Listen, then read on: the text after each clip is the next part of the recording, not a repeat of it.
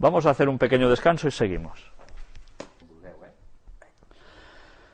Pues vamos ya por la última de las partes de los antediluvianos, y no me mandéis información ya de antediluvianos, porque no la voy a poner.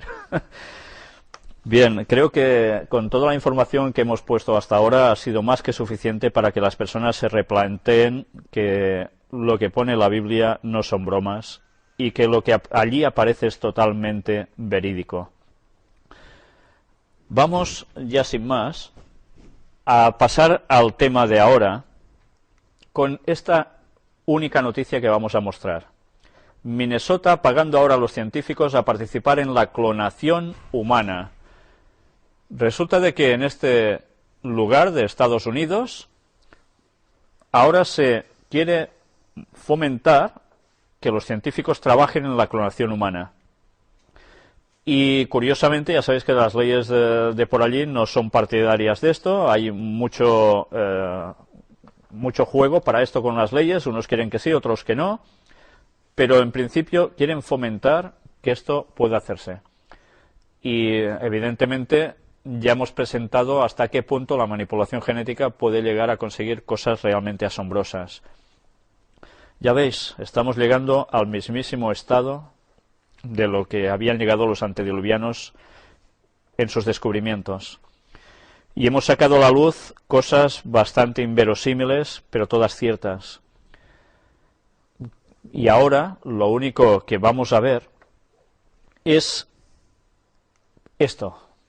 Descubrimientos de Ron Wyatt, el arqueólogo del cual nosotros ya mostramos imágenes en anteriores conferencias, y que vamos a ver trozos de este documental. Iremos haciendo unas paraditas para comentar una serie de textos bíblicos relacionados con lo que vais a ir viendo de este documental. Vais a quedar, creo, tan impresionados como yo cuando lo vi por primera vez, en la cual vais a quedar, yo creo, totalmente maravillados de ver cómo la Biblia, una vez más, claramente es cierta. Y vamos a empezar con el tema del Arca de Noé. ¿Por qué? Pues, lógicamente, hemos hablado de los antediluvianos. ¿Y los antediluvianos cómo terminan? Con el diluvio, con la aparición del Arca, de la cual hemos hablado ya bastante aquí. Si nosotros cogemos los textos bíblicos donde se encuentra este relato, aparece algo muy interesante anterior al diluvio que vale la pena tener en cuenta. En Génesis capítulo 2, versículos del 4 al 6 nos dice: estos son los orígenes de los cielos y de la tierra, cuando fueron creados, el día que Jehová Dios hizo la tierra y los cielos, y toda planta del campo antes que fuese en la tierra, y toda hierba del campo antes que naciese, porque Jehová Dios aún no había hecho llover sobre la tierra, ni había hombre para que labrase la tierra, sino que subía de la tierra un vapor, el cual regaba toda la faz de la tierra. ¿Os sorprende que estas personas antediluvianas, cuando recibieron el mensaje de Noé y de sus compañeros, de que iba a llover un diluvio que terminaría con la vida sobre la tierra, les era fácil creérselo? No habían visto llover absolutamente nunca. Las condiciones antediluvianas, en esas condiciones no aparecía la lluvia, sino que la tierra se regaba por un vapor, y esto ya sucedía antes de que incluso se creara al hombre. Cuestión de un día antes o dos, no mucho más, pero ya veis cómo funcionaba todo. Por tanto, ellos debían creer por fe que eso sucedería. No era fácil. Iba a romper todas las leyes de la ciencia conocida hasta entonces. Pero ya veis, sucedió. En el capítulo 7 del Génesis es ya todo el relato del diluvio, cuando a Noé se le dice que entre en el arca, que entren cierta cantidad de animales allí, tanto de los llamados limpios como de los llamados inmundos, y que estos luego serían los que repoblarían la tierra. Se dice cuándo empezó el diluvio, el tiempo que duró, qué pasó mientras estaban ellos allí, cómo termina al final el asunto del diluvio, Y vemos precisamente en Génesis capítulo 8, donde nos dicen en los versículos del 1 al 4, y se acordó Dios de Noé, y de todos los animales, y de todas las bestias que estaban con él en el arca, e hizo pasar Dios un viento sobre la tierra y disminuyeron las aguas. Y se cerraron las fuentes del abismo, y las cataratas de los cielos, y la lluvia de los cielos fue detenida. Y las aguas decrecían gradualmente de sobre la tierra, y se retiraron las aguas al cabo de 150 días. Y reposó el arca en el mes séptimo, a los 17 días del mes, sobre los montes de Ararat. ¿Sabéis? Este relato del Génesis, hablando sobre el diluvio, es sumamente preciso. Nos dice cuándo empezó el diluvio, los días que transcurrieron cuando las aguas estaban encima, el tiempo que transcurrió cuando las aguas fueron decreciendo, cuando el arca reposa en concreto por día y mes, y en qué lugar incluso. Se habla de que el relato del Génesis es una copia del de Gilgamesh, etcétera, etcétera.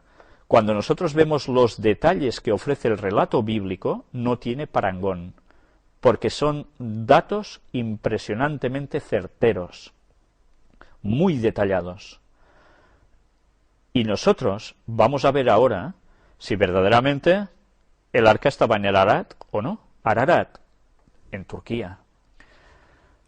Luego veremos Sodoma y Gomorra. Veremos ya post-diluvio, con lo cual el ciclo de los antediluvianos se habrá terminado. Pero vamos a ver muestras de que Ron Wyatt llegó a encontrar evidencias arqueológicas de cosas que mucha gente cree que son broma. Vamos a entrar la primera parte del vídeo precisamente aquí.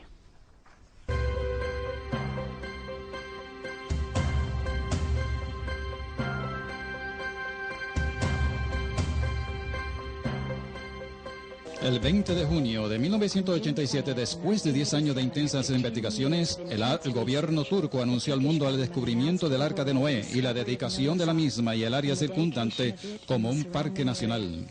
En el año 1977, Ron Wyatt hizo su primer viaje a estas áreas.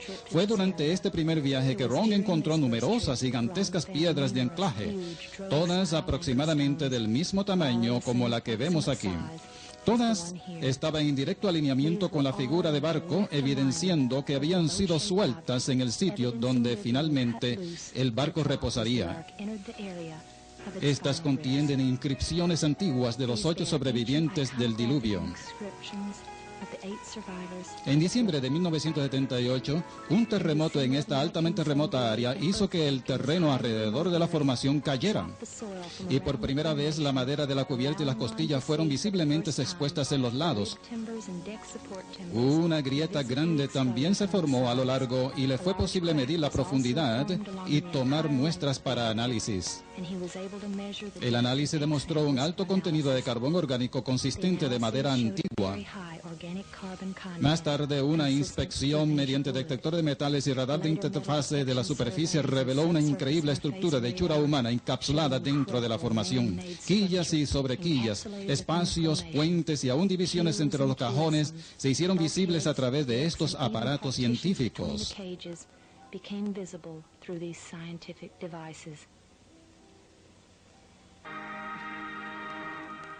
¿Creía usted que el Arca de Noé en realidad existía? Lo que parecía un cuento de hadas puede ser corroborado con hechos probados. La búsqueda ha sido continua desde los tiempos bíblicos. En un momento van a conocer unas personas que están positivas de que han encontrado el arca. Sabemos que tales reclamaciones han sido hechas antes. Hace unos meses que estas personas vinieron a 2020 con las instancias de algunos hallazgos nuevos. Les seguimos a las montañas de Turquía Oriental. Lo que verán es una extravagante aventura, con una hueste de caracteres disímiles. La historia de Tom Gerald toma muchos sesgos y vueltas. Consideren que si el relato bíblico de la creación es un hecho y no fábula, entonces la teoría de la evolución está toda mojada. Los descubrimientos confirmados serían el más grande hallazgo arqueológico de todos los tiempos y provee a los fundamentalistas religiosos toda la evidencia de que la Biblia es absolutamente confiable. Así, el Arca de Noé ha venido a ser el artículo más controversial que haya sido registrado por el hombre.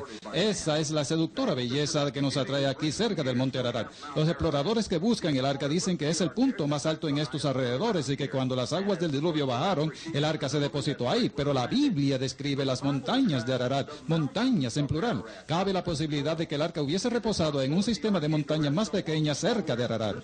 Tal teoría es aborrecible a los antiguos fundamentalistas. Los verdaderos creyentes que son inflexibles en su fe creen que la Biblia solamente señala a Ararat como el sitio del arca.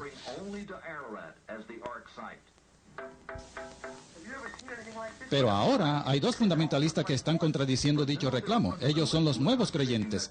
Ron Wyatt y David Fessel creen que han encontrado el arca en una ladera de lo que la gente local llama montañas del día del juicio final, algunas 15 millas al sur de Ararat.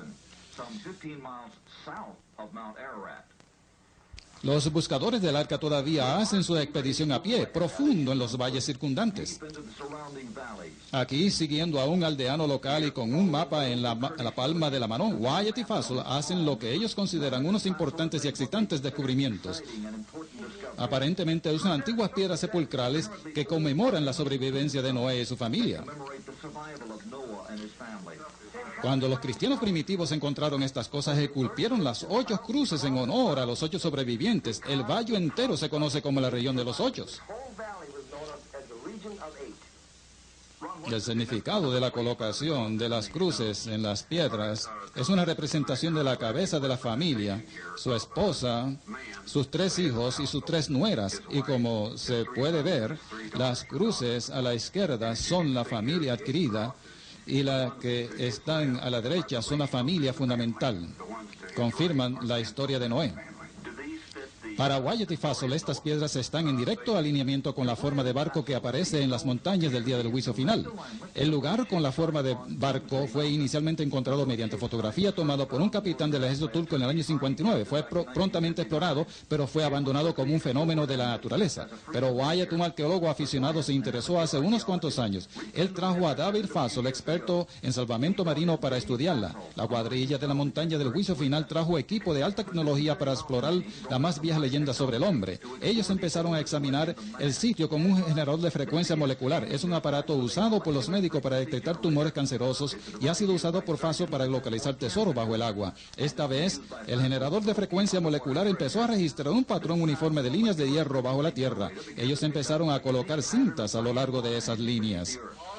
La forma final delineada por estas cintas era la de un barco gigante con el aproximado largo y ancho del arca de Noé, como se describe en la Biblia. El campo fascinante de las cintas tenía un interés académico altamente atractivo. El doctor John Baumgartner, un geofísico de los laboratorios de Los Álamos, envió muestras para análisis y confirmó que el metal que estaban rastreando dentro de las cintas era de hecho hierro. Con el ancho y el largo conocido, lo único que quedaba por conocer era la profundidad. Localizando la profundidad del casco, podrían determinar si el objeto con la formación de barco tenía la capacidad de carga descrita en el arca bíblica. Para resolver este asunto decisivo, Wyatt y Fessel trajeron al geólogo Tom Fenner de Turquía con su equipo de radar de subsuelo. Equipo como este localizó la caja negra de grabación de la cabina en el lecho de un río congelado después del desastre de la línea aérea Florida.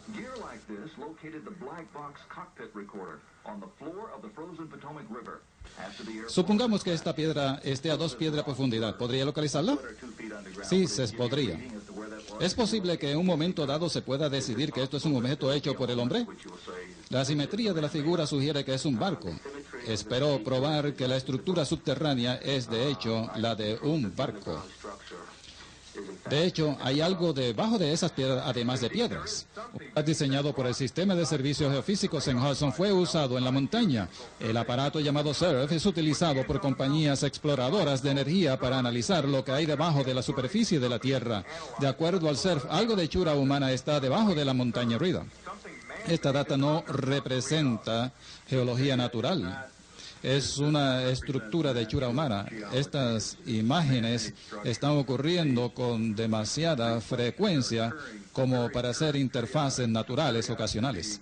El gobernador de esa provincia le pidió a Ron una demostración de radar cuando se encontró lo que parecía un pedazo de madera roto cerca de la superficie. Hizo que se excavara y se le diera a Ron para que fuera verificado. La prueba de laboratorio revela carbón orgánico. Era madera petrificada. Pero la prueba decisiva fue cuando lo cortaron. La evidencia era obvia. No solamente se podía ver la estructura interna, sino que también era claramente madera laminada. 3 capas separadas se podían ver. El material pegajoso o cola se había escurrido y endurecido en un extremo y estaba perfectamente alineado con las capas internas.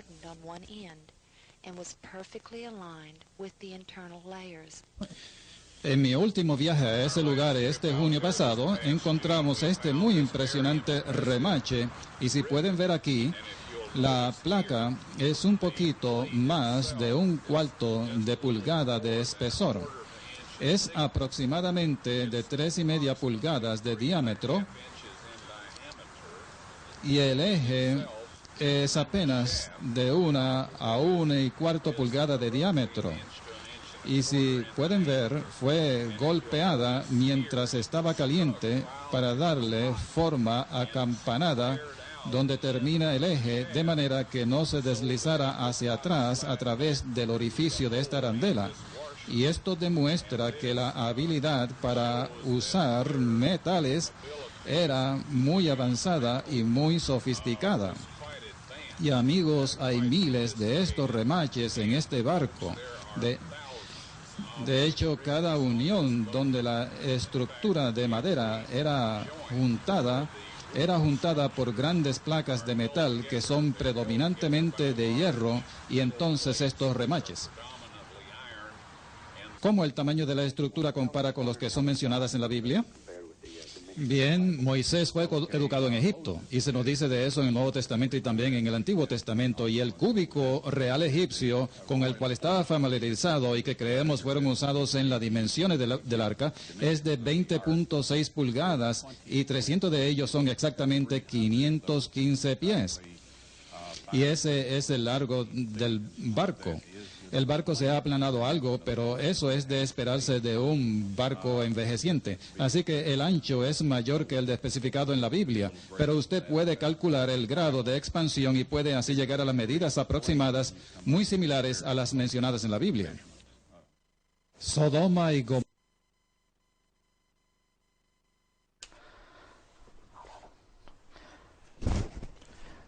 Bien, ya habéis visto la primera parte de este documental. Creo que es bastante evidente lo que este señor muestra sobre el Arca de Noé, con los remaches incluidos, las medidas, bueno, todo, ¿no? Y si aún hay dudas de que el relato bíblico no es cierto, vamos a ver ahora cómo esas 2 ciudades llamadas Sodoma y Gomorra, que aparecen también en el libro de Génesis, también existieron. En el capítulo 18 del Génesis se nos habla de que en Sodoma y Gomorra había muchísima corrupción, y Abraham intercedió con Dios, tuvo un diálogo para que Dios no destruyera estas 2 ciudades, capitales de la homosexualidad, entre otras cosas, de perversiones muy, muy tremendas en todos los sentidos. Pues bien, tuvo un diálogo con Dios y le va regateando: si hubiera 50 justos, ¿la destruirías? Y él dice: no, por amor a 50 yo no la destruiría. Y va bajando el número de los justos hasta llegar a un punto en que se denota que en la ciudad de justos no quedan. Y finalmente Dios quiere intervenir. En el capítulo 19 se nos habla de que 2 ángeles van a Sodoma a la caída de la tarde, y allí se encuentra precisamente el sobrino de Abraham, Lot. Lot, muy hospitalario, los recibe, ignorando que son ángeles.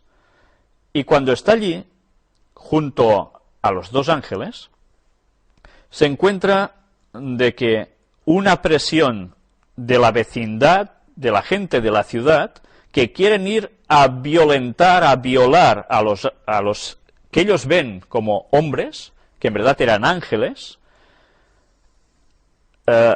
Lot quiere preservar que esto no suceda y hace algo que claro, que no estaba nada bien, y es ofrecer a sus hijas a los de fuera para que dejaran a esas personas que eran viajeros, según él creía, en paz.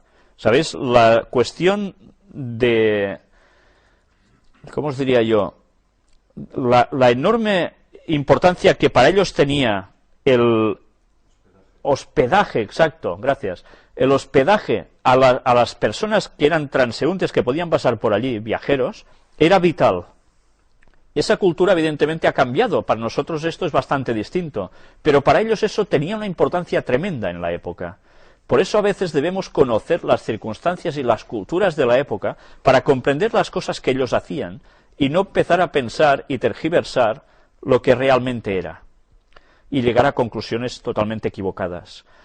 Lot hace esto, abusan de sus hijas y llega un momento en que los ángeles ya dicen no puede ser más y tienen que intervenir. Le dicen el mensaje, Lot tenía que irse de allí junto con su familia, porque Dios iba a destruir esas ciudades llenas de violencia. Y así sucede. Tienen que abrir la puerta, tienen que provocar la ceguera sobre esa población que iba hacia ellos solo para causar daño y grandes aberraciones, hasta el punto en que consiguen salir de allí. Es cuando a la mujer de Lot, igual que a ellos, se les dice, no os volváis a mirar atrás a la ciudad. Y, bueno, la esposa de Lot no se fue plenamente convencida. Tenía sus recuerdos en esa ciudad, había vivido mucho tiempo allí, y aún en su corazón guardaba lo que había en esa ciudad. Y el irse y girarse como hizo, denotó que su corazón seguía estando con las cosas malas, no con Dios. Y fue cuando quedó convertida en estatua de sal. Cosa que parece imposible, ¿no? Pero también vemos algo que parece imposible, y es que la ciudad fue destruida por fuego y azufre que Dios envió. De aquí se pueden sacar muchas conclusiones.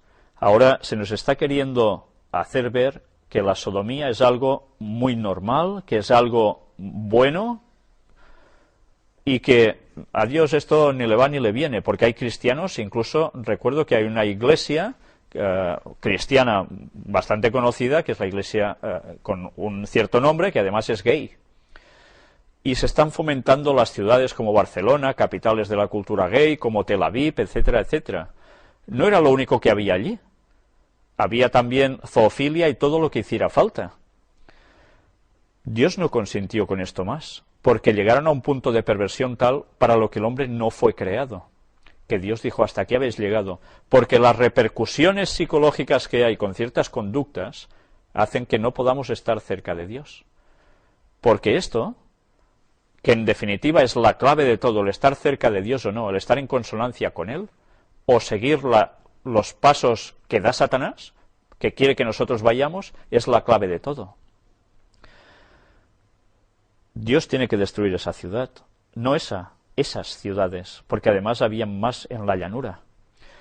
Y vamos a ver ahora algo también interesante en este versículo, del 34 al 38, nos dice, el día siguiente dijo la mayor a la menor, hablando de las hijas de Lot, consiguieron escapar, y dicen, he aquí, yo dormí la noche pasada con mi padre, démosle a beber vino también esta noche, y entra y duerme con él, para que conservemos de nuestro padre descendencia, porque si no, no había descendencia. Y llegaron a emborrachar a su padre, para que las hijas llegasen a acostarse con su propio padre para tener descendencia. Esto era otra aberración. ¿De dónde sacaron ellas esto? Pues de lo que se hacía en esas ciudades. ¿No es esto perversión acaso? ¿Y qué hicieron? Y dieron a beber vino a su padre también aquella noche, y se levantó la menor y durmió con él. Pero él no echó de ver cuándo se acostó ella ni cuándo se levantó. Y las dos hijas de Lot concibieron de su padre. Y dio a luz la mayor un hijo, y llamó su nombre Moab. ¿Os suena este nombre? El cual es padre de los moabitas hasta hoy. La menor también dio a luz un hijo, y llamó su nombre Ben-Ammi, el cual es padre de los amonitas hasta hoy. ¿Recordáis quién compuso Jordania? Edom, Moab y Amón. ¿Sabéis de quién son parientes, no? Pues son, ya ves, son los descendientes de Lot, que era sobrino de Abraham, y de Abraham proviene el pueblo judío. Pues ya veis, lo que se hizo mal en un principio, siguió mal hasta el final. Todo tiene sus consecuencias. Dios puede perdonar los peores actos, pero las consecuencias pueden quedar.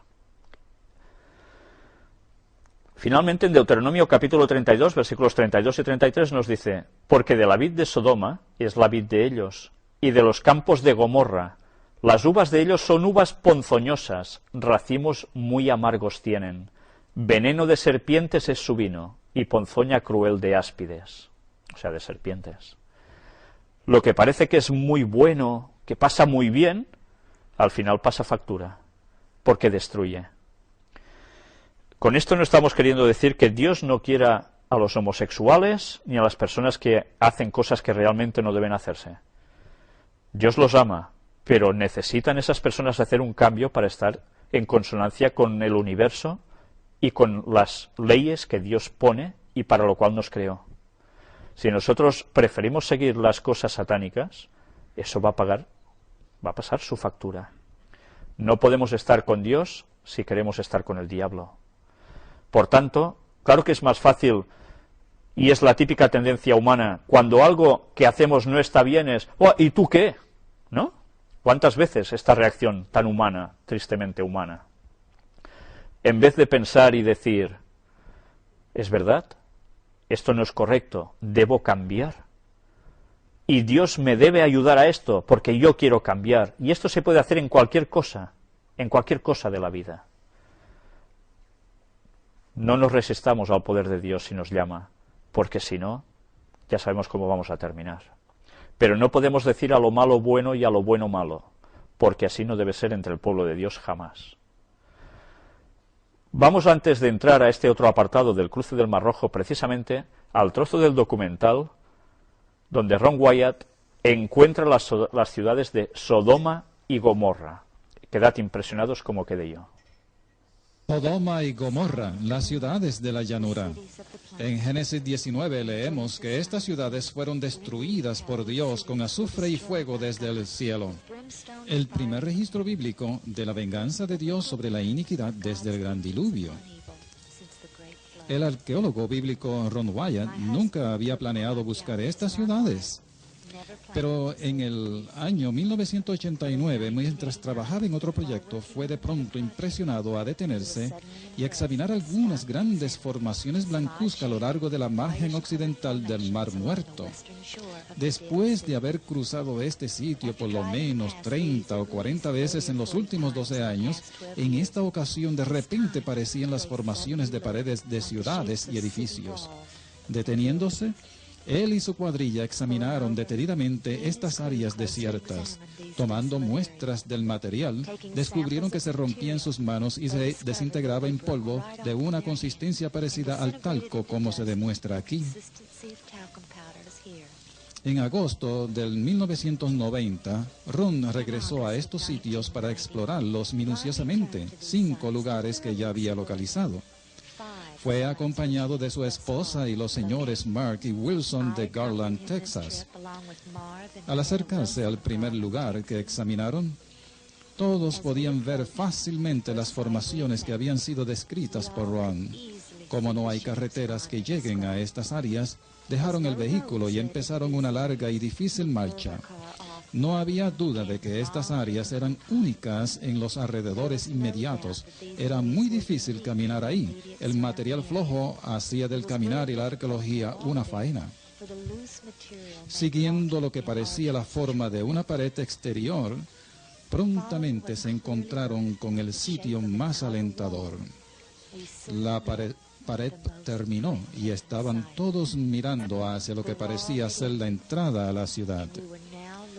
Pero antes de que entraran, el interés de ellos fue cautivado por un hallazgo muy interesante. Cerca de 100 yardas retirado de la entrada, sobre un nivel alto, había una figura singular. Mirándola de diferentes ángulos, llegaron a estar de acuerdo de que era una figura de esfinge. Encontraron más de estas figuras de esfinges.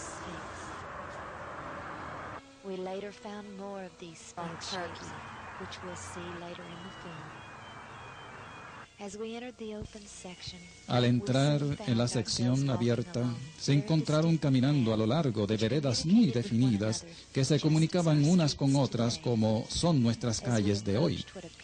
Al aproximarse a lo que parecía ser un callejón sin salida, encontraron que doblaba a la derecha y continuaron hasta encontrar otra calle. Había aquí un orden definido. Había claramente lo que habían sido calles. Y a lo largo de estas calles, las formas de edificios. La evidencia era innegable. La forma de zigurat cerca de la entrada estaba casi perfectamente conservada. La investigación produjo un hecho fascinante. La sustancia quemada con azufre tenía una ceniza sobrante que era más pesada que la sustancia inicial no quemada. Eso explica la interrogante de por qué la ceniza de las ciudades era capaz de permanecer todos estos 3.900 años. La estratificación presente en todas las formas era otra evidencia positiva. No importa dónde estuviera, fuera quemadas a temperaturas que exceden 4.000 o 5.000 grados. Este efecto de estratificación fue el resultado de ionificación térmica. Cuando una sustancia es quemada a una temperatura extremadamente alta, los iones de la sustancia que se está quemando se atraen y repelen, acumulando la llama. Rand pide nuestra atención a que lo que se presente en este cuadro no ocurre naturalmente. Él muestra una sección que revela una pared doble rota que se extiende a un ángulo perfecto de 90 grados.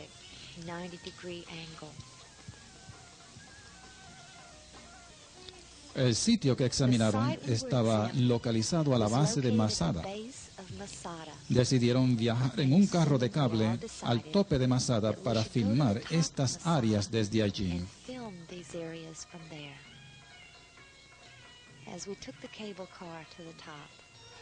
La escena era alentadora. La forma de la ciudad se revelaba perfectamente abajo.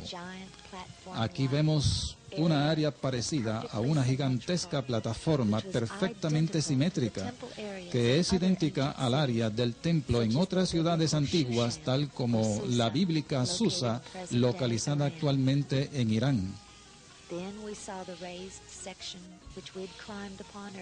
Vemos otra sección con una forma clara de zigurat. Pero todos sabían que debían haber más evidencias que estas para convencer a otros. La Biblia nos dice que llovió fuego y azufre sobre las ciudades de Sodoma y Gomorra. Lo que se ve aquí delante de ustedes es el resultado de pequeños, grandes y variados tamaños de azufre quemado. Lo que encontramos aquí es que Dios llovió este azufre ardiente sobre las ciudades. Y lluvia es una descripción perfecta. Cayó en la misma manera en que cae la lluvia. Y el calor acumulado de todo esto sobre las ciudades puso todo en llamas. El punto de incendio de todo material ahí, metal, piedra y gente, absolutamente todo se quemó. El azufre continuó quemando y electrificó el material alrededor del mismo. Después de lo quemado todo, se sella manteniendo el oxígeno fuera. En cada una de estas cápsulas cristalinas hay variados tamaños de pedazos de azufre. Y hay millones de estos en estas cenizas que tenemos aquí. Hemos abierto algunas de ellas para que puedan ver el azufre adentro y otras las hemos dejado intactas, pero hay millones de estas aquí. Esto muestra en verdad que Dios llovió fuego y azufre sobre estas ciudades.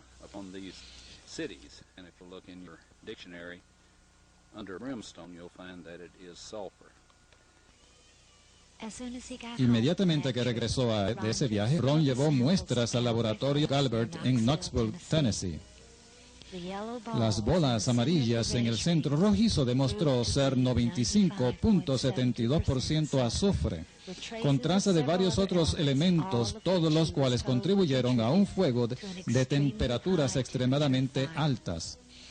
Cuando Ron le pidió si podían realizar una prueba VTU para determinar el grado de calor que podrían generar, a Ron se le informó que no podían porque dañaría la cámara de prueba hecha de acero inoxidable. El material alrededor del azufre encapsulado fue también examinado y probó ser ceniza. En el hogar hicieron una pequeña prueba y quemaron algo del azufre en una cuchara. La flama purpúrea es indicativa del calor intenso, el cual imposibilitó que la cuchara fuera sostenida mientras ardía. Luego descubrieron que la cuchara tenía perforaciones en ella producidas por el fuego. Entonces, colocaron en la cuchara un pequeño pedazo del material exterior e intentaron quemarlo, pero no ardía en ninguna manera, ni tan siquiera se ennegrecía. Estaba ya completamente consumido por fuego y nada quedaba que pudiera encenderse. Si no habéis quedado impresionados con esto, ya no sé qué os puede impresionar, porque la verdad es que más claro no se puede ser. Ahora dejamos atrás lo de Sodoma y Gomorra, lo cual es una advertencia, porque ya veis que Sodoma y Gomorra fueron ciudades postdiluvianas y llegaron al punto de maldad que habían llegado los antediluvianos. Con lo cual, una vez más, Dios puso punto y final. Y que luego, en otras partes de la Biblia, hasta el propio Jesús hace referencia a la destrucción de estos lugares como prueba de que si aconteció antes, volverá a acontecer. Y que o hacemos las cosas bien o ya sabemos cómo iremos, ¿no? Ahora vamos a entrar en el apartado del mismo documental donde nos habla del cruce del Mar Rojo. Sabéis que cuando los hebreos salieron de Egipto, guiados por Moisés y por Aarón, su hermano, llegaron hasta un punto donde ya no tenían paso. Por detrás los estaban persiguiendo las tropas, los ejércitos del faraón, después de recibir las 7 plagas, que finalmente hizo ceder al faraón para dejarlos ir, y cuando llegan hasta un punto donde ya no tienen paso, porque delante de ellos hay el Mar Rojo y a sus lados hay las montañas donde no pueden pasar, solo les queda una alternativa, y es confiar en el poder de Dios que les iba a abrir el Mar Rojo para que ellos pasaran por allí. Hay gente que dice, vaya auténtica tontería. Pues vamos a ver cómo Ron Wyatt, una vez más, demuestra que esto no son bobadas. La Biblia seguía teniendo razón. Vamos a entrar al vídeo. Antes de entrar al vídeo me había olvidado de mostraros los textos donde se halla toda la narración de estos eventos. Por cierto, me he equivocado, no eran 7 plagas, fueron 10 las plagas que cayeron sobre Egipto. 7 van a ser las plagas finales que van a terminar precisamente ya con el mundo, con la llegada de Jesús, la segunda venida de Jesús. Aquí tenéis precisamente los textos donde se encuentra Éxodo capítulo 13, Éxodo capítulo 14, y vamos viendo hasta que ellos llegan a ese extremo en el cual su fe se tambalea e incluso, una vez más, empiezan a atacar oralmente a Moisés diciéndole, hasta aquí nos has traído para esto, para que muramos aquí, para eso nos sacaste de Egipto, allí al menos estábamos mejor, no sé qué, lo típico, ¿no? La rebelión, una vez más. Y Moisés, bueno, tiene que hacer algo impresionante, y Aarón, con la vara que llevaban, tocó el agua, y ese mar se abrió para que ellos pasaran en seco. El ejército de Faraón fue detrás, en la persecución, mientras las aguas se retenían a un lado y al otro por donde ellos pasaban en seco, además. Y cuando ellos cruzaron, llegaron al otro lado, los ejércitos del Faraón estaban en medio de ese mar detrás de ellos. Cuando llegaron al otro extremo, Dios hizo cerrar las aguas. Y allí fueron sepultados en esas aguas el ejército de Faraón con sus carros y sus caballos y sus jinetes. Vamos a ver ahora qué imágenes tan impresionantes. Ahora sí vamos a entrar al vídeo.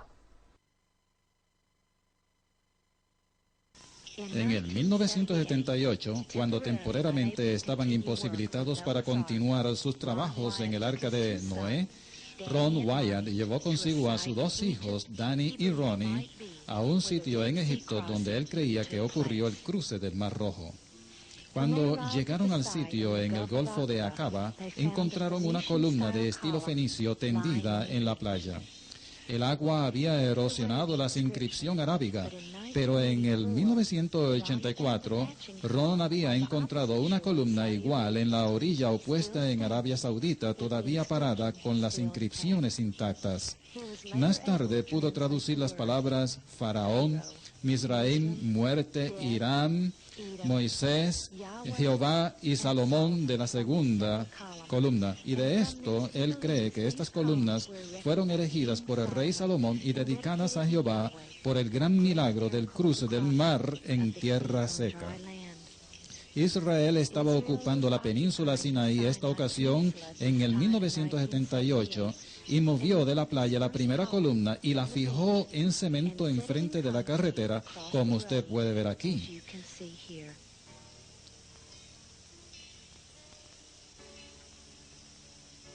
Buceando en este lugar, filmaron numerosas partes de carrozas incrustadas de corales, como estas dos ruedas de carrozas todavía pegadas al eje, una sobre el piso y la otra en el aire. Esta es una rueda de 6 rayos. Encontraron una vasta cantidad de artefactos que fuertemente atestiguan del milagro que ocurrió aquí. Restos de esqueletos de caballos y humanos están todavía conservados por los corales, como también cabinas de carrozas, ruedas sin cabinas, algunas ruedas en los ejes y otras no. Él recuperó el cubo de la rueda, el cual presentó a Nasif Mohamed Hassan, quien era el director de antigüedades en el Cairo, Egipto. Pero el hallazgo más sobresaliente fue esta rueda de oro de 4 rayos que fue fotografiada en cinta de televisión en marzo de 1988, pero fue imposible recuperarla debido a que la madera se desintegró, dejando solamente una fina capa de oro. Hubo muchos factores que guiaron a Ron a este lugar, pero 3 de ellos fueron los más compulsivos. Primero, a fin de que los israelitas pudieran dejar a Egipto propiamente dicho, tuvieron que empezar su viaje hacia el Mar Rojo en la parte oriental del Golfo de Suez. Esto dejaba solamente el Golfo de Aqaba. Segundo, solamente había un lugar a lo largo de la ribera del Golfo de Aqaba que pudiera quizás acomodar 3 millones de personas. Esta área era tan grande que puede verse desde esta foto de satélite. Y finalmente, cuando Ron estudió los mapas batimétricos de la realeza británica en Londres, él vio un perfecto camino subacuático que cruza el Golfo en este punto. A ambos puntos de esta línea sobre el Golfo de Aqaba, las aguas tenían 5.000 pies de profundidad, cayendo como en una profunda cima. Pero aquí, en este preciso lugar, había una área conducente al otro lado que suavemente se inclina a un ángulo de 6 grados a la profundidad de 900 a 1.000 pies en el centro. Mientras Ron y sus hijos viajaban a través del Sinaí al lugar, ellos notaron grandes pedrejones empujados hacia los lados de las hondonadas, permitiéndoles el paso a las caravanas y pasajeros. Pero al encaminarse hacia el Golfo, como a 1,5 millas afuera y 200 pies de profundidad, se emocionarían al ver el mismo camino sin piedras continuar y todavía evidente en las aguas cristalinas.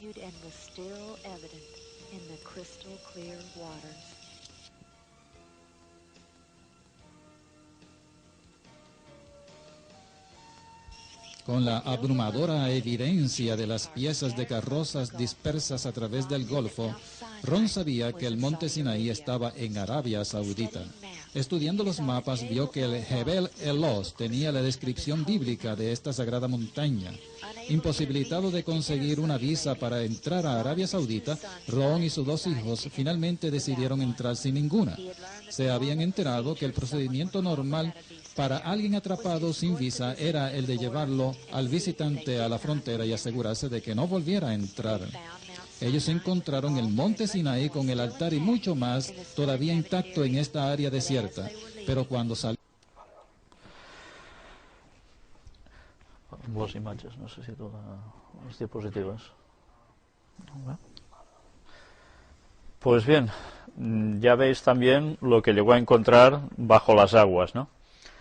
Si esto aún no es suficiente prueba, ahora veréis cómo él encuentra el monte Sinaí. Ya hemos visto cómo se estaba acercando a ese punto, y vamos a ver los textos donde precisamente se hallan, en los cuales allí sucedieron todas estas cosas. Éxodo capítulo 19 nos dice cuando ellos llegan hacia esta zona, y nos va describiendo todo lo que pasó allí, hasta llegar al pie de ese monte, donde en ese monte precisamente es llamado Moisés para que ascienda.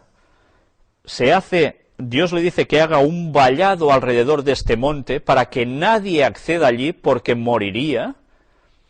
Dios aparece con truenos, relámpagos, de una forma impresionante, que el monte tiembla y evidentemente nadie se atreve a pisar eso. En la zona donde Dios se apareció, dice que el monte humeaba. Y Moisés se pasó allí 40 días, recibiendo de Dios precisamente lo que tenéis ahora en imágenes, los 10 mandamientos que se encuentran en el capítulo 20 de Éxodo, y de donde antes hemos hecho ya alguna mención, hablando sobre las noticias. Aquí se describen los 10 mandamientos tal como fueron dados por Dios, donde el sábado consta como el cuarto mandamiento, y la adoración de imágenes, que no se debe hacer, en el segundo. Esos que tampoco gustan, estos 2 mandamientos que tampoco gustan, a la mayor parte del mundo protestante, al menos en el cuarto mandamiento, y ni al segundo ni al cuarto en el mundo católico. Pues bien, Dios da estos 10 mandamientos. Y hay una cosa interesante para lo que ahora vamos a ver en el documental. El versículo 18 de aquí nos dice: todo el pueblo observaba el estruendo y los relámpagos, y el sonido de la bocina, y el monte que humeaba, y viéndolo el pueblo, temblaron y se pusieron de lejos. Es impresionante lo que allí estaba aconteciendo, ¿eh? Y dijeron a Moisés: habla tú con nosotros y nosotros oiremos, pero no hable Dios con nosotros para que no muramos. Imaginaos qué manifestación tan impresionante estaba sucediendo, ¿eh? Tenían miedo de encontrarse con Dios para terminar fulminados. Y Moisés respondió al pueblo: no temáis, porque para probaros vino Dios, y para que su temor esté delante de vosotros, para que no pequéis. Entonces el pueblo estuvo a lo lejos, y Moisés se acercó a la oscuridad en la cual estaba Dios. Y Jehová dijo a Moisés: así dirás a los hijos de Israel: vosotros habéis visto que he hablado desde el cielo con vosotros. ¿Desde dónde se dirigió Dios a Moisés? Desde el cielo. ¿Llegó a estar abajo mismo? Allí se dirigió él, desde el cielo, desde una parte superior. Este dato es muy interesante junto con toda la descripción que se da, porque vais a ver lo impresionante cuando veáis el documental de cómo cuadra a la perfección. En Deuteronomio capítulo 4 nos empieza a explicar también lo que sucedió en ese mismo lugar, también escrito por Moisés, y nos dice datos bastante interesantes. Por tanto, dice el versículo 9 en adelante: guárdate y guarda tu alma con diligencia, para que no te olvides de las cosas que tus ojos han visto, ni se aparten de tu corazón todos los días de tu vida, antes bien las enseñarás a tus hijos y a los hijos de tus hijos. El día que estuviste delante de Jehová tu Dios en Horeb, cuando Jehová me dijo: reúneme el pueblo, para que yo les haga oír mis palabras, las cuales aprenderán, para temerme todos los días que vivieren sobre la tierra, y las enseñarán a sus hijos. Y os acercasteis y os pusisteis al pie del monte, y el monte ardía en fuego, hasta en medio de los cielos con tinieblas, nube y oscuridad. Y habló Jehová con vosotros de en medio del fuego. Oísteis la voz de sus palabras, mas a excepción de oír la voz, ninguna figura visteis. Interesante, ¿eh? ¿Por qué no se apareció Dios? Pues porque sabía que el ser humano es tan bobo que lo primero que se le ocurriría hacer es una talla para adorarla, simbolizando a Dios. Y lo que él mismo había denunciado, que no se debía hacer jamás. Entonces me pregunto, ¿y qué hacen en las iglesias católicas tanta cantidad de imágenes de Dios? Bueno, ellos sabrán. Y él os anunció su pacto, el cual os mandó poner por obra los 10 mandamientos, y los escribió en 2 tablas de piedra. Dios mismo es el que escribe los mandamientos.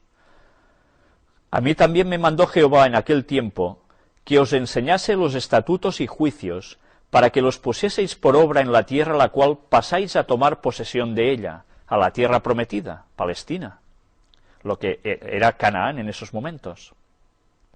Guardad pues mucho vuestras almas, pues ninguna figura visteis el día que Jehová habló con vosotros de en medio del fuego, para que no os corrompáis y hagáis para vosotros escultura, imagen de figura alguna, efigie de varón o hembra, figura de animal alguno que está en la tierra, figura de ave alguna alada que vuele por el aire, figura de ningún animal que se arrastre sobre la tierra, figura de pez alguno que haya en el agua debajo de la tierra.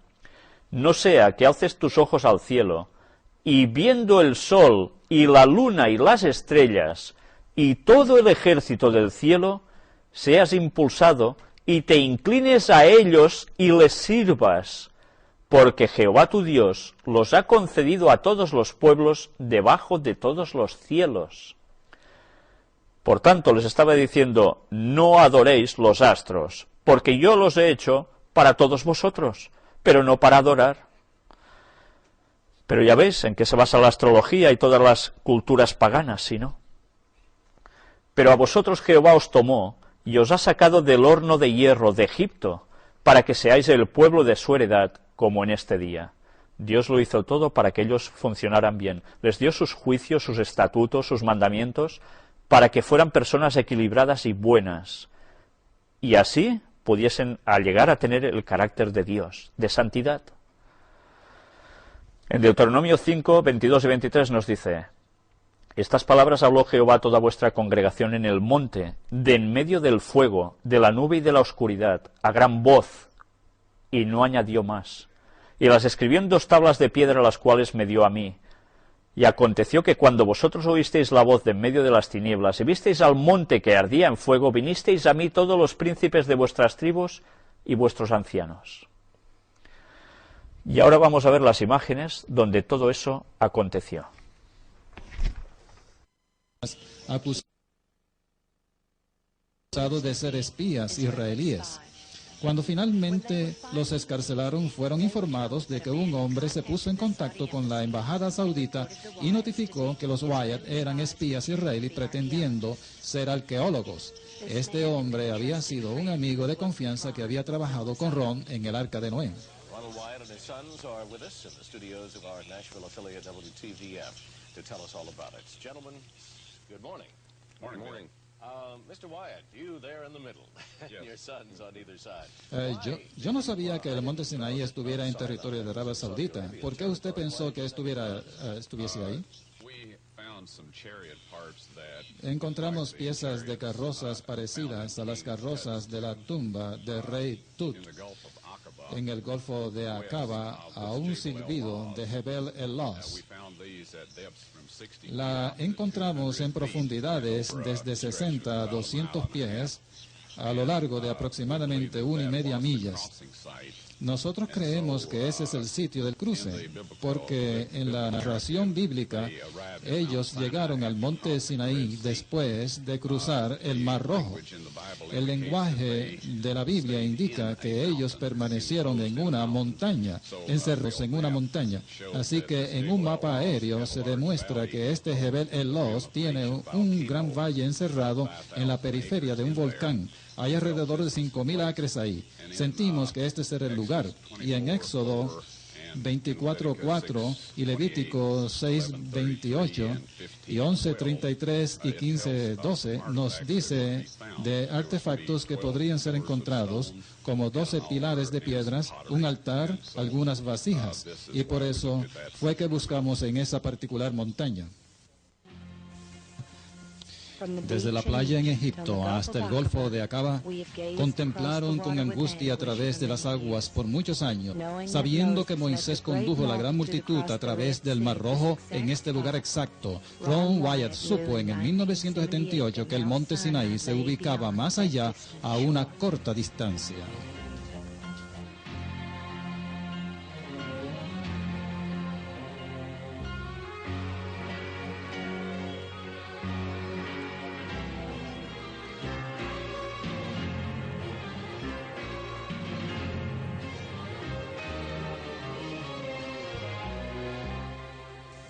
Monte Sinaí, donde la ley fue escrita por el propio dedo de Dios. Finalmente podemos ver esta majestuosa montaña donde en una ocasión la presencia de Dios permaneció. Jebel El-Los, en la parte noroccidental de Arabia Saudita. En Gálatas 4:25, el apóstol Pablo nos dice, porque Agar es monte Sinaí en Arabia.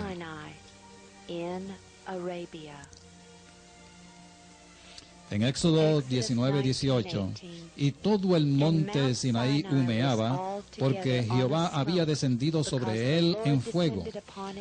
¿Podría ser este pico ennegrecido el resultado del fuego consumidor de la propia presencia de Dios que reposaba sobre el mismo?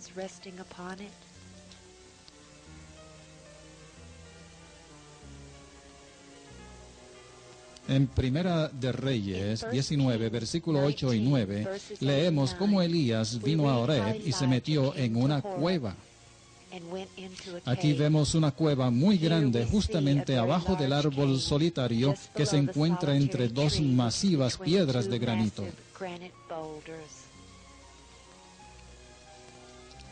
Al contemplar el sagrado precinto en el área al pie de la montaña, podemos ver una verja grande y un puesto de vigilancia, los cuales fueron erigidos inmediatamente que Ron Wyatt le enseñó este lugar a los arqueólogos sauditas en el 1985. Esta verja sigue a lo largo de la línea de marcadores de límites de fronteras de 18 pies de diámetros que Moisés erigió por instrucción de Dios.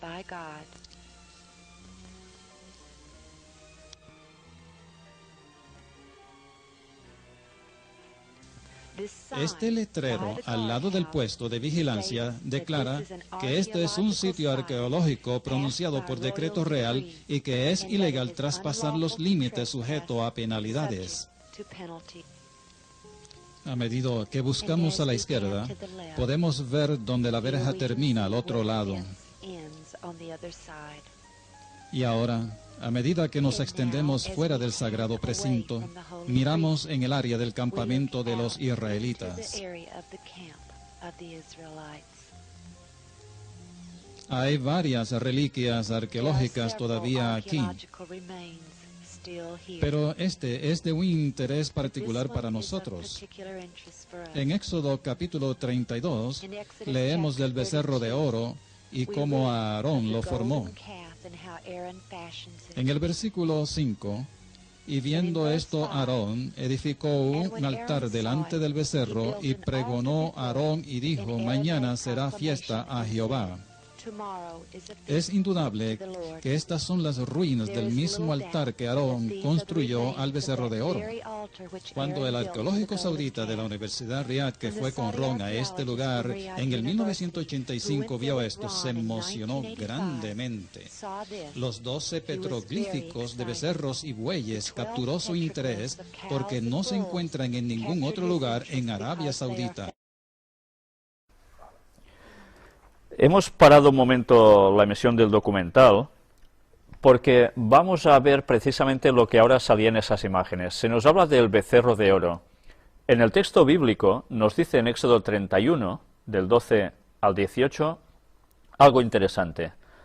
Habló además Jehová a Moisés diciendo, tú hablarás a los hijos de Israel diciendo, en verdad vosotros guardaréis mis días de reposo, ¿por qué señal entre mí y vosotros por vuestras generaciones? Para que sepáis que yo soy Jehová que os santifico.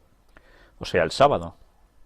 Así que guardaréis el día de reposo, porque santo es a vosotros. El que lo profanare, de cierto morirá, porque cualquiera que hiciere obra alguna en él, aquella persona será cortada de en medio de su pueblo. Dios debía adoptar medidas para que no volvieran a caer en el satanismo en lo que caían cuando estaban en Egipto.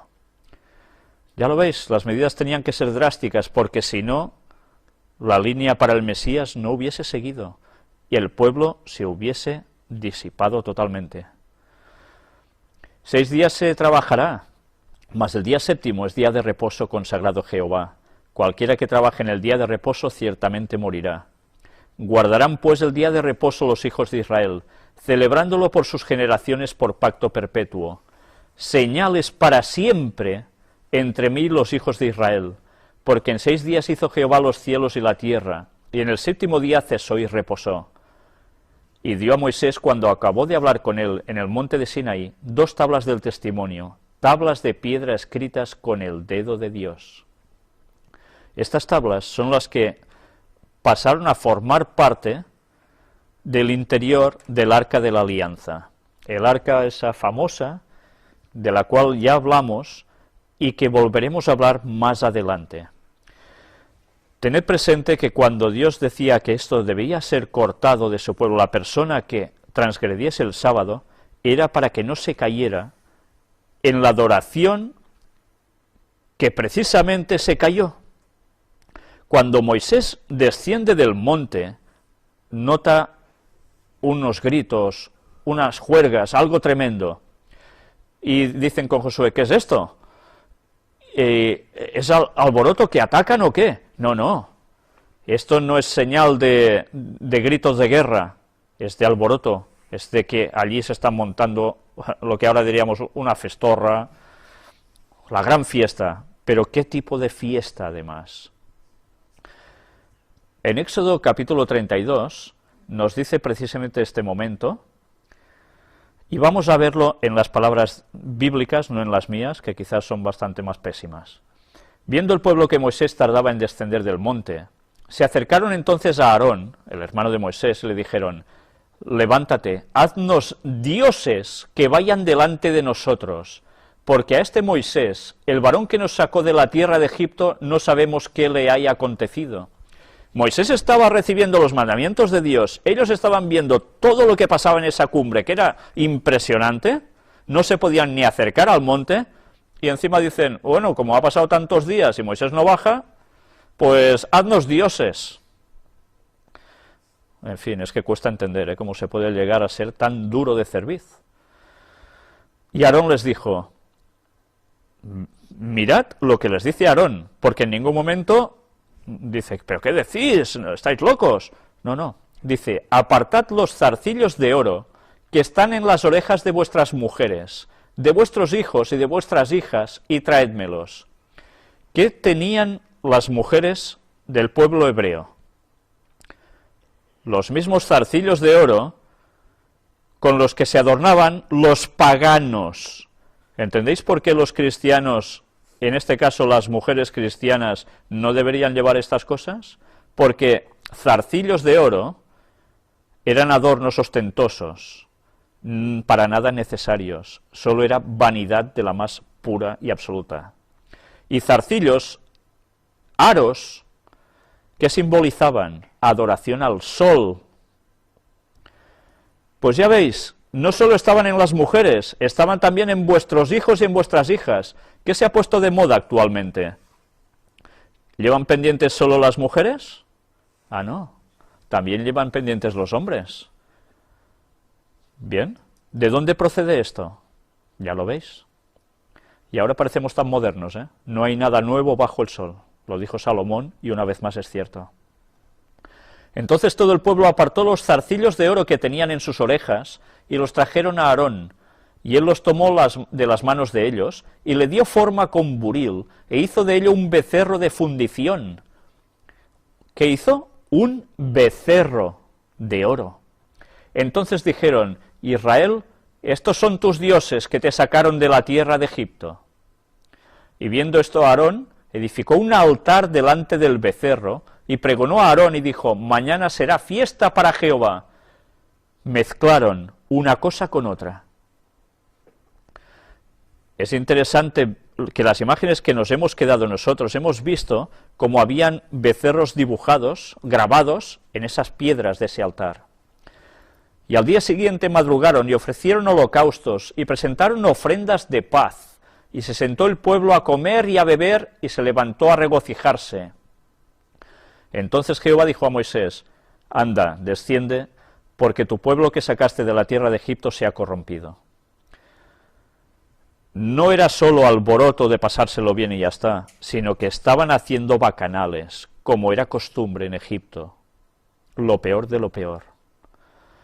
Entonces Jehová dijo a Moisés: ya lo veis, desciende. ¿Y qué tiene que hacer? Pronto se han apartado del camino que yo les mandé, dice Dios. Se han hecho un becerro de fundición y lo han adorado, y le han ofrecido sacrificios, y han dicho: Israel, estos son tus dioses que te sacaron de la tierra de Egipto. Dijo más Jehová a Moisés: yo he visto a este pueblo, que por cierto es pueblo de dura cerviz. Ahora diríamos, ¿quién es de burro, no? Pueblo burro, tozudo, corto. Ahora pues, déjame que se encienda mi ira en ellos y los consuma, y de ti yo haré una nación grande. Aquí Dios dijo esto, pero Dios no iba a hacer esto.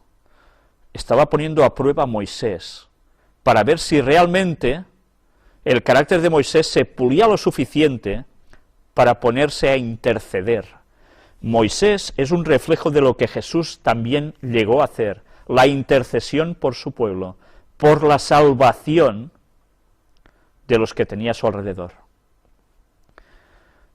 Y Moisés hizo caso. Entonces Moisés oró en presencia de Jehová su Dios y dijo: oh Jehová, ¿por qué se encenderá tu furor contra tu pueblo, que tú sacaste de la tierra de Egipto con gran poder y con mano fuerte?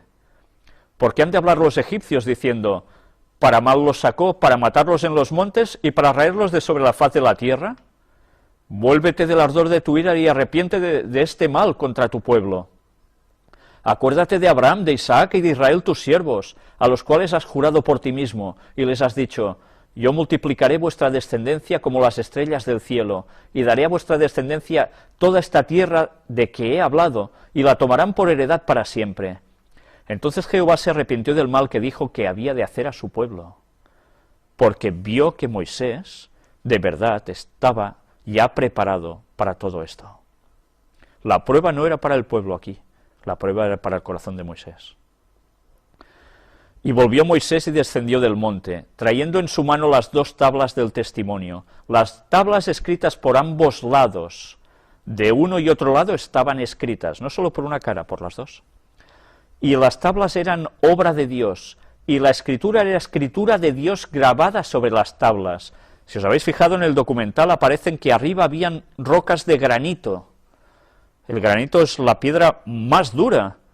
Lo que algo se escribiera allí permanecería para siempre, la cual cosa denotaba que la ley de Dios era eterna, inmutable, incluido el sábado. Y cómo no, las imágenes, nada de eso. Cuando oyó Josué el clamor del pueblo que gritaba, dijo a Moisés: alarido de pelea hay en el campamento. Y él respondió: no es voz de alaridos de fuertes, ni voz de alaridos de débiles, voz de cantar oigo yo. Vaya fiestas estaban pegando. Y aconteció que cuando él llegó al campamento y vio el becerro y las danzas, ardió la ira de Moisés y arrojó las tablas de sus manos y las quebró al pie del monte.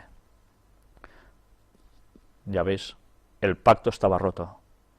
Y tomó el becerro que habían hecho, y lo quemó en el fuego y lo molió hasta reducirlo a polvo, que esparció sobre las aguas, y lo dio a beber a los hijos de Israel. Y la historia aún continúa, hasta el punto en que es necesario que una parte de las 12 tribus de las que estaba formado el pueblo de Israel, el pueblo hebreo, se pusiese de parte de Dios.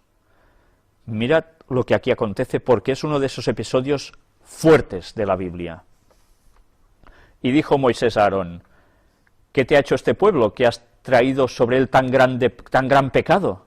Y respondió Aarón: no se enoje mi señor, tú conoces al pueblo que es inclinado a mal, porque me dijeron: haznos dioses que vayan delante de nosotros, porque a este Moisés, el varón que nos sacó de la tierra de Egipto, no sabemos qué le haya acontecido. Y yo le respondí: ¿quién tiene oro? Apartadlo. Y me lo dieron, y lo eché en el fuego y salió este becerro.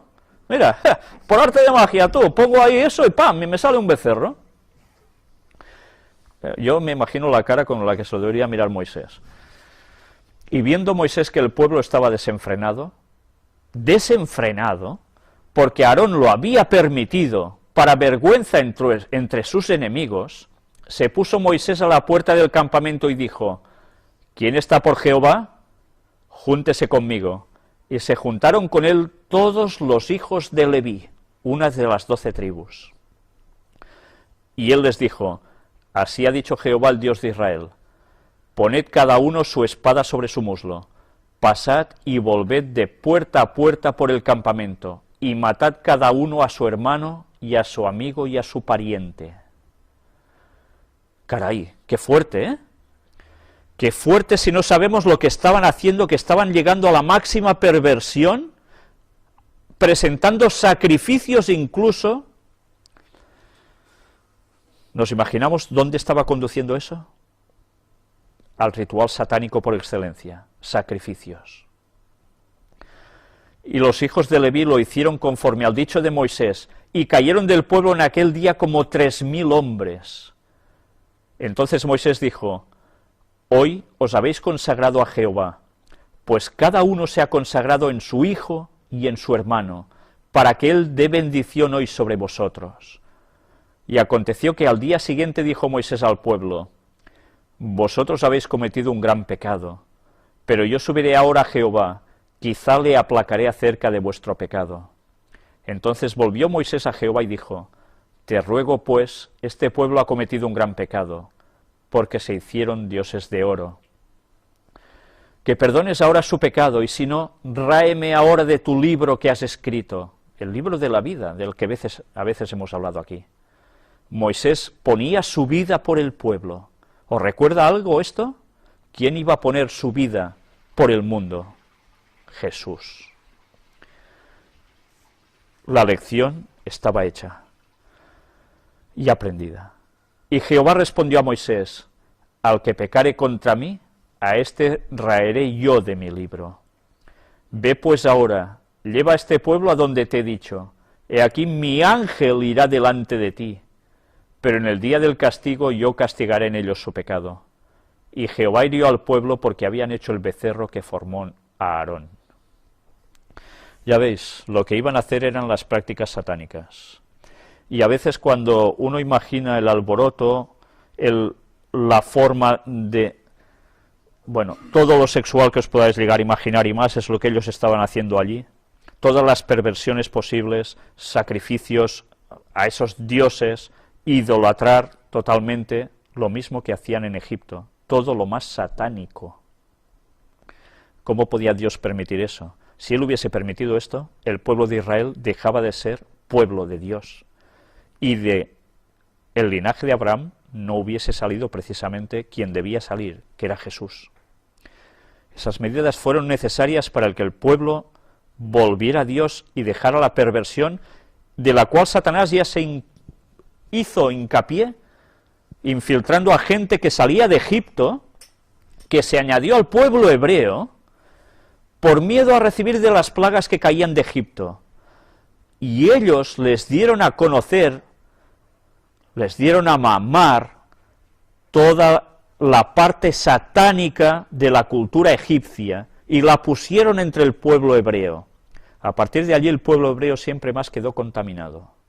Siempre más había una tendencia innata en ellos a hacer lo que habían visto y que hacían en Egipto, como pasó también en Babilonia y en Babel. Dios debía parar eso sí o sí, porque si no, ninguno de nosotros tendríamos salvación. La trascendencia es realmente enorme, y lo que ellos hicieron no tenía nada de bueno. Y ahora vamos a ver precisamente la parte del documental donde termina de mostrarse el asunto del becerro. Encontrado en los templos y tumbas del antiguo Egipto.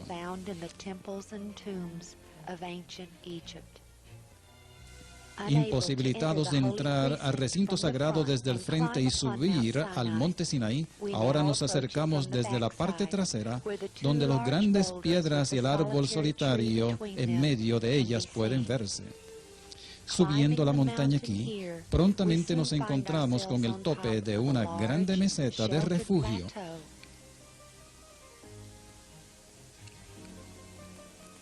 Aquí tenemos una... Bien, paramos aquí porque ya hemos visto lo que allí había esculpido, ese becerro. Vamos a mostrar ahora precisamente las diosas de Egipto, una en concreto. En la antigua religión egipcia, las divinidades femeninas adoptaban los más diversos aspectos. Aquí tenemos a Hathor, diosa del amor. Ahora entenderéis qué estaban haciendo ellos cuando hicieron el becerro de oro. La casa de Horus, tal es el significado de su nombre, se presentaba con aspecto de vaca, o becerro, o con un cuerpo de mujer y orejas y cuernos de vaca, sobre los que lleva un disco solar. Amamanta al rey dándole fortaleza y recibe a los difuntos cuando pasan a morar en el más allá. En muchas ocasiones Hathor e Isis llegan a compartir mitos e incluso familia. Su principal templo se erigió en Dendera. Y aquí tenéis la imagen de esa vaca, ese becerro con aro solar. Si nos damos cuenta, era la diosa del amor. ¿Qué quería decir esto?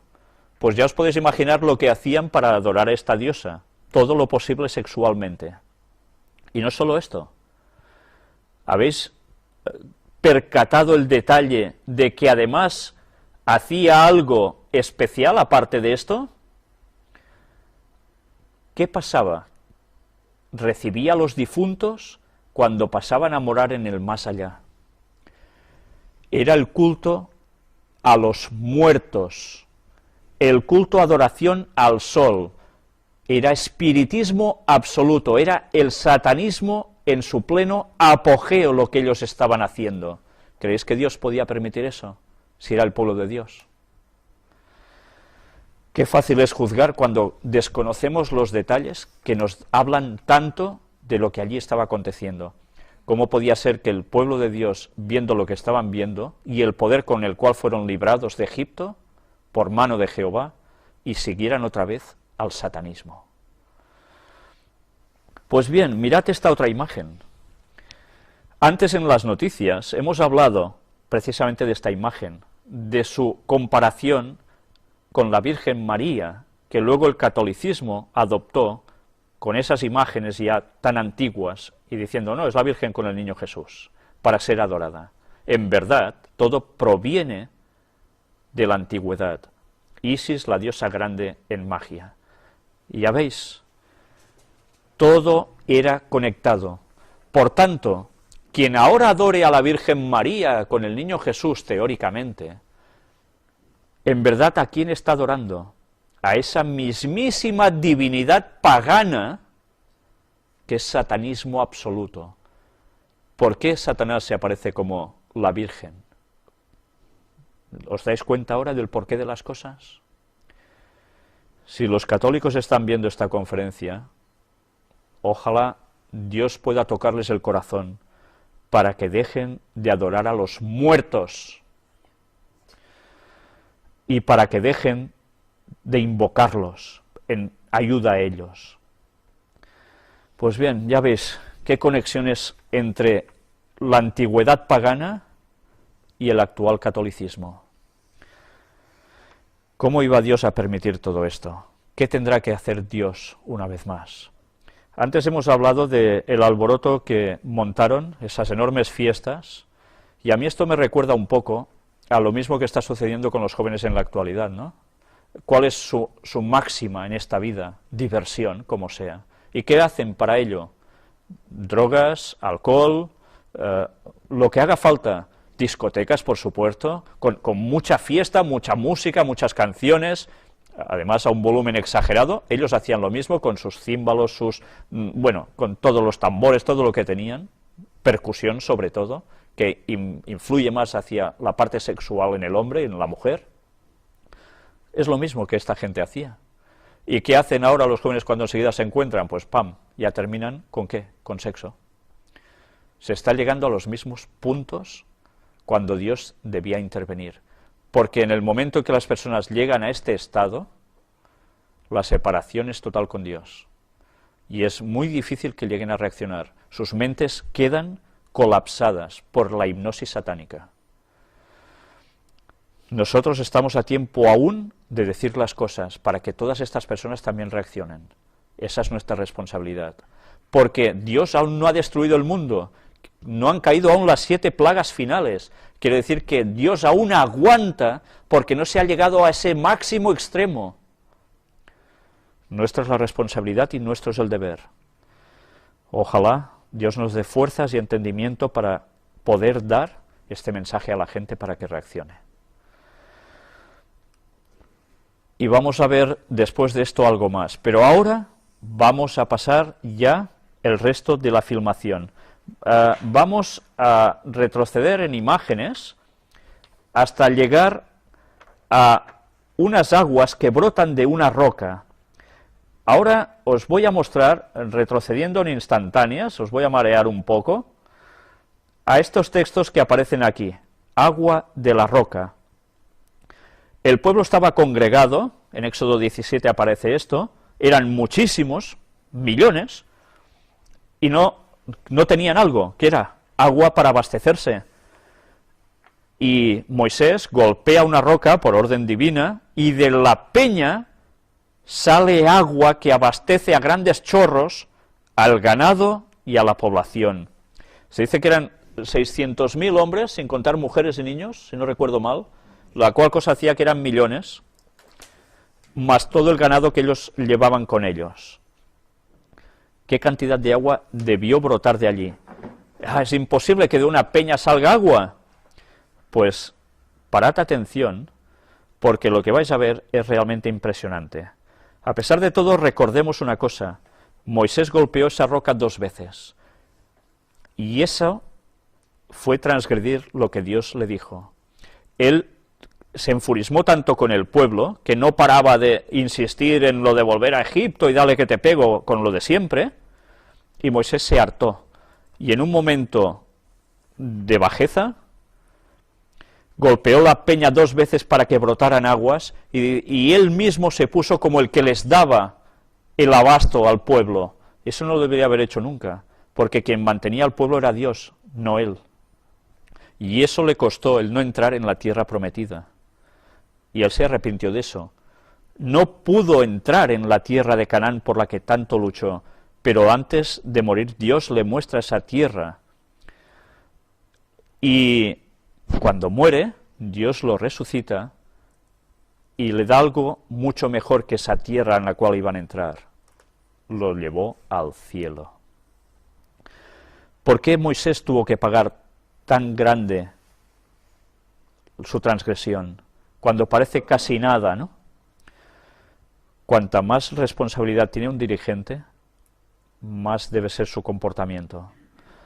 Y eso implica en que si alguna vez se cae, el mal que se puede hacer a los demás, que lo siguen como a uno un líder, puede ser muy grave porque por mimetismo se reflejan en los líderes. Su conducta podía haber traído verdaderas malas consecuencias. Dios tuvo que poner las cosas en su sitio. Pero luego, cuando él se arrepiente, finalmente Dios lo compensa.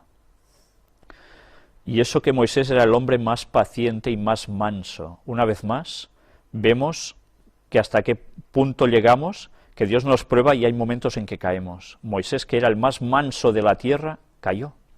Luego pudo volver a levantarse, gracias a Dios.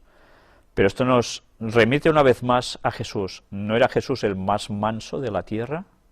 Vete el paralelismo entre los dos personajes. Pues bien, ahora vamos a ver precisamente, bueno, aquí hay el texto de Deuteronomio 4, 21 y 22, donde nos dice: Jehová se enojó contra mí por causa de vosotros, y juró que yo no pasaría el Jordán, ni entraría en la buena tierra que Jehová tu Dios te da por heredad. Así que yo voy a morir en esta tierra, y no pasaré el Jordán, mas vosotros pasaréis, y poseeréis aquella buena tierra. Y él aceptó ese designio, y luego le fue muy bien. Pues bien, vamos ahora a entrar la filmación, y ya la dejaremos hasta el mismo final.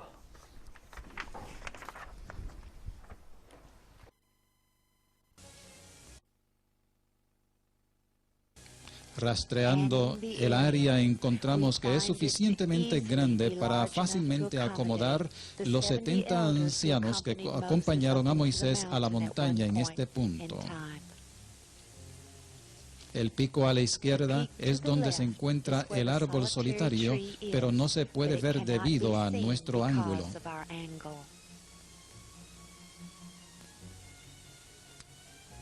Y justamente delante, sobre ese arrecife, se encuentra el precinto sagrado. Mirando hacia abajo, vemos la verja que sigue a lo largo de los límites puestos por Moisés. Y un poco más allá de esa verja es parte del campamento de los israelitas.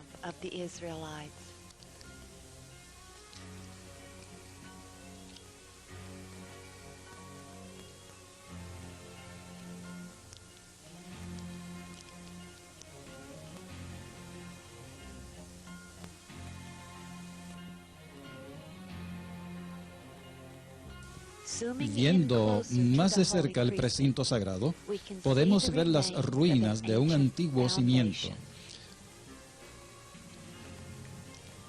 Pudieran ser las ruinas del primer tabernáculo que Moisés removió fuera del campamento después del incidente del becerro de oro. Éxodo 33, versículo 7. Y Moisés tomó el tabernáculo y extendiólo fuera del campo, lejos del campo, y llamólo el tabernáculo del testimonio. Y directamente adyacente a este fundamento están las ruinas de un altar construido de piedras. Éxodo 20, 25. Y si me hicieres altar de piedras, no las labres de cantería.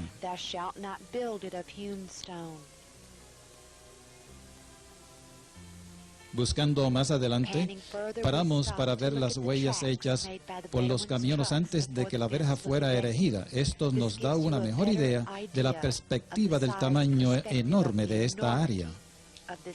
Y aquí vemos el puesto de vigilancia y el letrero arqueológico que vimos al principio desde el frente. Regresando al cimiento que vimos anteriormente, la cámara empieza a buscar hacia afuera, donde podemos ver la ubicación del altar dedicado al becerro de oro. Éxodo 32, 19. Y aconteció que como llegó él al campo y vio el becerro y las danzas, enardeciósele la ira a Moisés y arrojó las tablas de sus manos y quebrólas al pie del monte.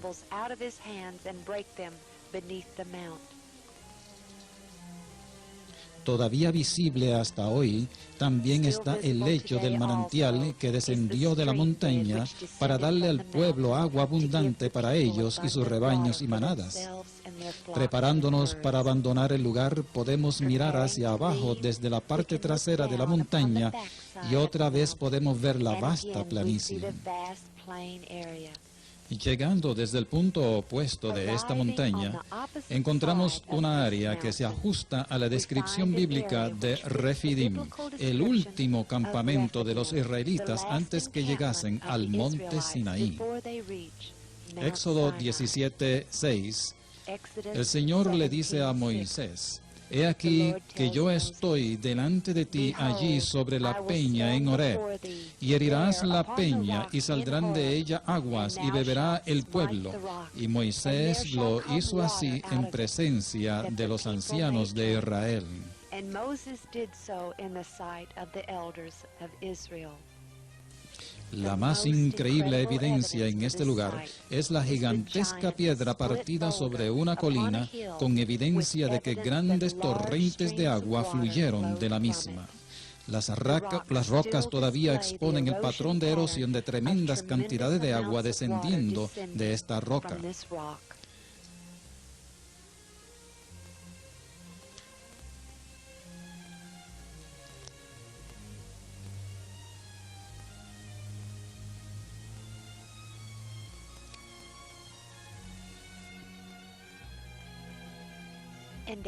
A medida que caminamos a través de la rajadura en la roca, podemos ver enseguida el canal formado en la roca del flujo de agua que procede del otro lado.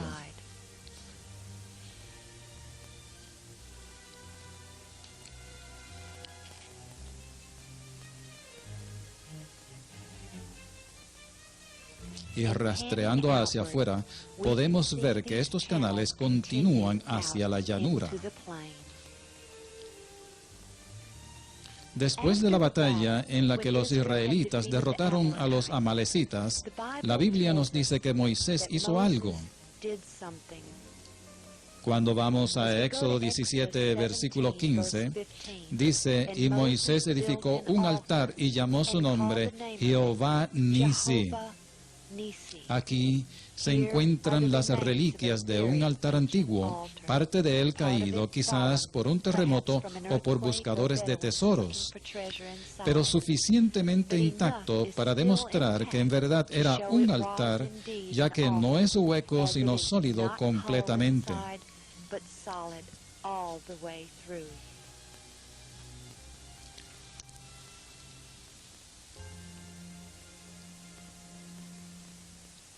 Continuamos recorriendo el Mar Rojo.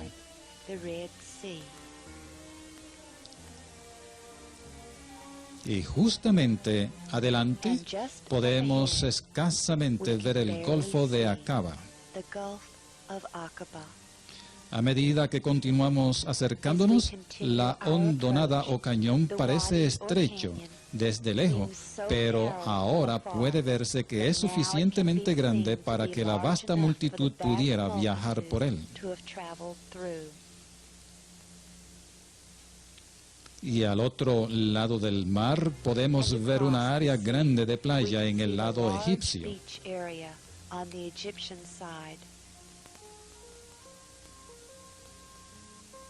Igual que la playa en el lado egipcio es suficientemente grande para acomodar varios millones de personas, aquí podemos ver que también esta playa contiene una tremenda planicie. En Éxodo 14, versículo 30, así salvó Jehová aquel día a Israel de mano de los egipcios, e Israel vio a los egipcios muertos a la orilla de la mar.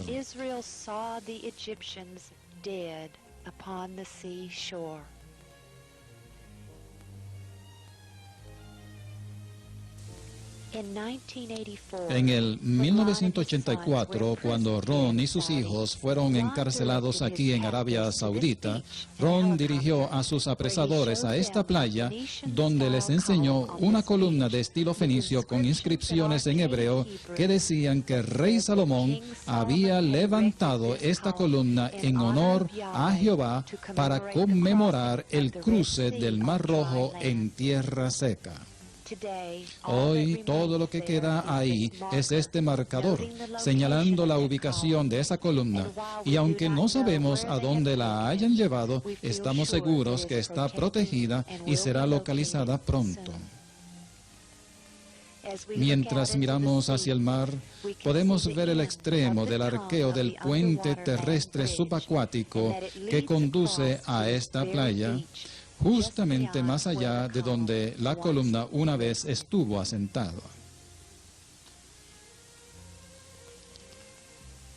Examinando la playa, también podemos ver las ruinas restauradas del antiguo fortín que creemos era Baal Zephón del relato bíblico.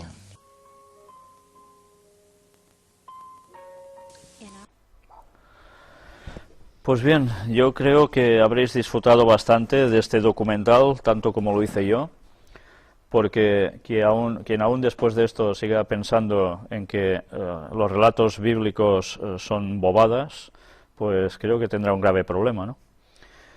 Antes os he hablado que la tribu de Leví tuvo que hacer algo muy fuerte, y Dios los compensó siendo las personas que iban a llevar el tabernáculo con los 10 mandamientos por todas partes del desierto, y después fueron los que oficiaron cuando ya había el templo. Era la única tribu que podía estar oficiando para Dios, gracias a lo que hicieron en su momento. Y no quisiera dejar el tema de hoy, cerrarlo, sin antes terminar de aclarar, precisamente, la perspectiva que muchos tienen de que el Dios del Antiguo Testamento nada tiene que ver con Jesús. El Jehová del Antiguo Testamento muchos creen que no es el Jesús que luego nació de virgen. Pues, ¿por qué digo esto? Porque hay muchas personas que cuando leen el relato solo ven la parte de que, oh, y Dios se enoja, y Dios elimina, y Dios mata, y no sé qué. ¿Sí? Ya hemos visto las circunstancias. ¿Por qué era necesario tener que hacer eso? Porque no había otra alternativa, y no será que no tuvo misericordia y paciencia con ellos, pero debía terminar por fuerza con esas cosas. El mundo está llegando al mismo momento, y alguna lección deberíamos haber aprendido ya, y parece que no hay forma. Pero ahora no quiero dejaros sin terminar de mostrar cómo Dios no era tan cruel como lo quieren ver muchos para desprestigiar lo que pone la Biblia y seguir a Dios. Vamos a ver cómo Dios dijo que haría el trabajo por ellos. Ellos tenían que entrar a la tierra prometida. Y la tierra prometida no estaba vacía, había, incluso dice, gigantes en esa tierra, gente de una gran estatura. Pero además también había otras cosas. Si nosotros recordamos los relatos, vemos que ellos entran y espada en mano empiezan a matar a gente y duran así durante muchos años. Claro, es que en la Biblia solo son crueldades. Bien, ya sabéis qué estaba haciendo esa gente. Eran adoradores de Lucifer, con sacrificios humanos y demás. Pero vamos a ver además, como si esto no se tuviera en cuenta, Dios además no era de su raciocinio que ellos hicieran este trabajo, sino que Dios haría el trabajo por ellos. Ellos no hicieron caso de Dios, no confiaron lo suficiente en Él. Luego tuvo que dejarlos intervenir, porque si no también los tenía que haber terminando fulminando, porque es que si no. Pero eran pueblo de dura cerviz. Y Dios seguía teniendo paciencia. Pero mirad qué es lo que Dios les dijo que haría por ellos. Éxodo 23, del 27 al 33 nos dice: Yo enviaré mi terror delante de ti, y consternaré a todo pueblo donde entres, y te daré la cerviz de todos tus enemigos. Enviaré delante de ti la avispa, que eche fuera al Ebeo, al Cananeo y al Eteo de delante de ti, los pobladores de esas zonas. No los echaré de delante de ti en un año, para que no quede la tierra desierta y se aumenten contra ti las fieras del campo. Poco a poco los echaré de delante de ti, hasta que te multipliques y tomes posesión de la tierra. Y fijaré tus límites desde el mar Rojo hasta el mar de los Filisteos, y desde el desierto hasta el Éufrates, porque pondré en tus manos a los moradores de la tierra, y tú los echarás de delante de ti. No harás alianza con ellos, ni con sus dioses. En tu tierra no habitarán, no sea que te hagan pecar contra mí sirviendo a sus dioses, porque te será tropiezo. Más claro, Dios no podía ser. Él mandaría a la avispa con la cual no podrían resistirse y tendrían que huir los habitantes de allí. Y no lo haría drásticamente, en un día todo, porque si la tierra, que era enorme, quedaba desierta, los animales del campo, las fieras, aumentarían, y cuando el pueblo entrara allí, si aún no era numeroso, sería consumido por las fieras del campo. Por eso Dios les dice, poco a poco irá pasando esto, y les dice qué franja va a ser su terreno.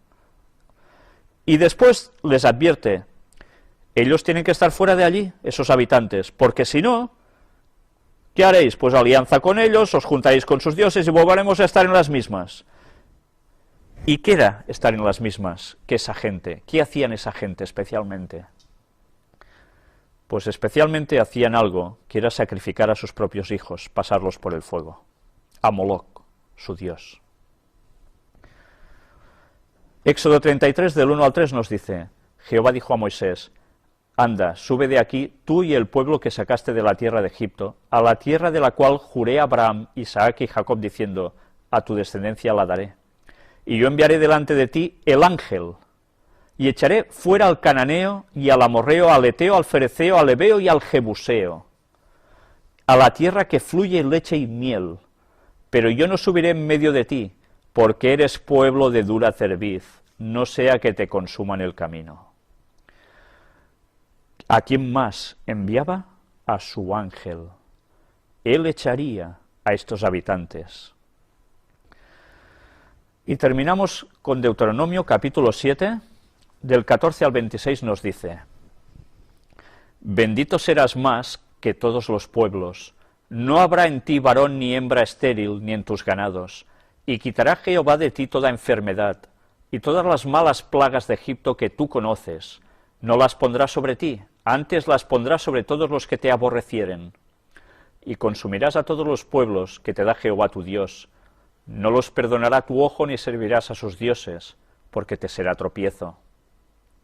Si dijeres en tu corazón, estas naciones son mucho más numerosas que yo, ¿cómo las podré exterminar? No tengas temor de ellas. Acuérdate bien de lo que hizo Jehová tu Dios con Faraón y con todo Egipto. Ellos no tuvieron que hacer nada allí, Dios lo hizo todo. Y de las grandes pruebas que vieron tus ojos, y de las señales y milagros, y de la mano poderosa y el brazo extendido, con que Jehová tu Dios te sacó. Así hará Jehová tu Dios con todos los pueblos de cuya presencia tú temieres. También enviará Jehová tu Dios avispas sobre ellos, hasta que perezcan los que quedaren, y los que se hubieren escondido de delante de ti. No desmayes delante de ellos, porque Jehová tu Dios está en medio de ti, Dios grande y temible. Y Jehová tu Dios echará estas naciones de delante de ti poco a poco, no podrás acabar con ellas enseguida, para que las fieras del campo no se aumenten contra ti. Mas Jehová tu Dios las entregará delante de ti, y él las quebrantará con grande destrozo hasta que sean destruidas. Él entregará sus reyes en tu mano, y tú destruirás el nombre de ellos de debajo del cielo. Nadie te hará frente hasta que los destruyas. Y atención ahora a lo que viene aquí. Las esculturas de sus dioses, ¿qué pasará? Quemarás en el fuego.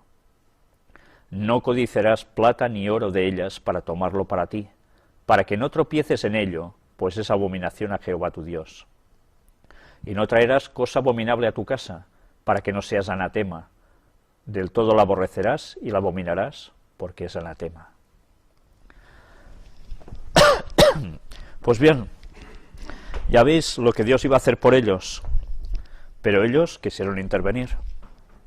Y Dios tuvo que aguantarlos, porque si no se quedaba hasta sin pueblo. Pues bien, esta ha sido la conferencia de hoy. Ya hemos terminado con el tema antediluvianos, y a partir de ahora intentaremos seguir con otra tanda de conferencias y algunas de las antiguas.